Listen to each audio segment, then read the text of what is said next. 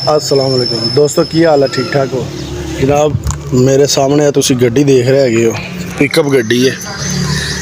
Check करो दोस्तों, ये फॉर सेल हैगी है। दोस्तों अपना ये टायर शायर चेक कर लो। मेरे ख्याल 92 का मॉडल गड्डी हैगी है। फ्रंट स्क्रीन चेक कराना तुहानू। लाइटा शाटा हो गई, ठीक है। बंपर चेक कर लो। ड्राइवर साइड वाला टायर हो गया, ड्राइवर साइड वाला बाहरों दरवाज़ा हो गया। पिलर शिलर चेक कर लो, छत चेक कर लो दोस्तों।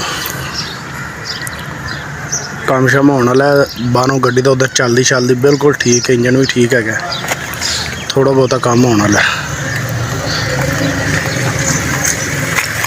कैलेंडर साइड वाला टायर दोस्तों, टूल बक्स आ गया। बॉडी चेक कर लो इहदी दोस्तों। इहदी जिहड़ी बॉडी है ना वो 7 फुट, दूसरी जिहड़ियां पिकअप आम होंदियां ने वो 6 फुट होंदियां ने लंबाई। ये 7 फुट इहदी लंबाई है। ऊंचाई भी हाइट भी इहदी ज़्यादा है। साइडां ते बॉडी दे पल्ले छल्ले लवाए हुए ने दोस्तों। साई दी बॉडी आप बनवाई है उन्होंने 70 तो 75 हज़ार रुपये की। बैक साइड चेक कर लो बॉडी दी। अंदरों तुहानू मैं फर्श चेक करवाना।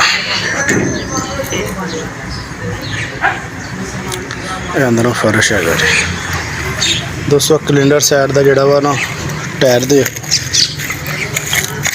नाल कमानियां शमानियां फ्रेम है जी। यह उहदी बैटरी है ओसाका दी।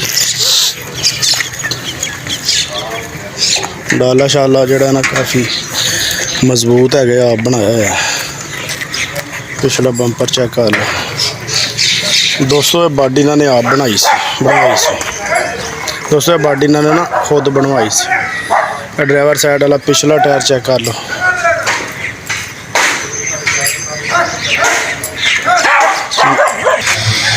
दोस्तों अंदरों तो दरवाज़ा चेक कराना क्या बंदा।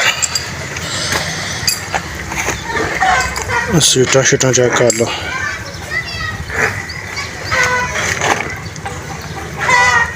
डैशबोर्ड वगैरह हो गया।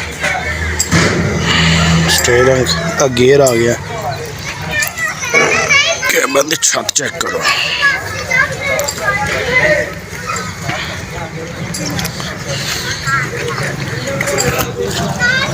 अच्छा जी दोस्तों, गड्डी हुण तुहानू मैं ना सारी दिखा दी है, ठीक है।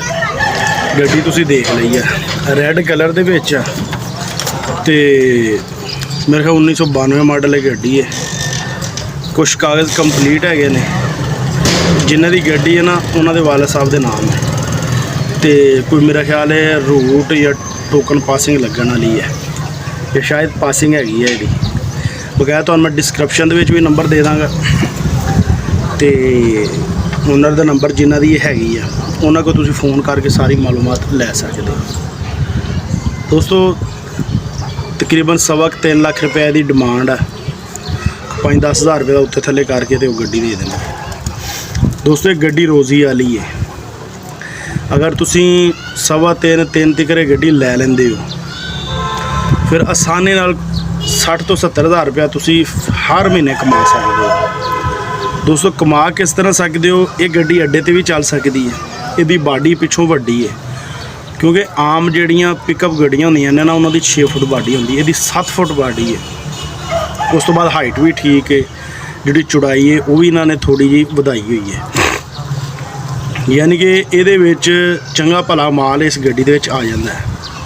तुसीं इहनूं अड्डे ते भी चला सकते हो, तां भी तुहानूं ये अच्छी इनकम देगी हर महीने।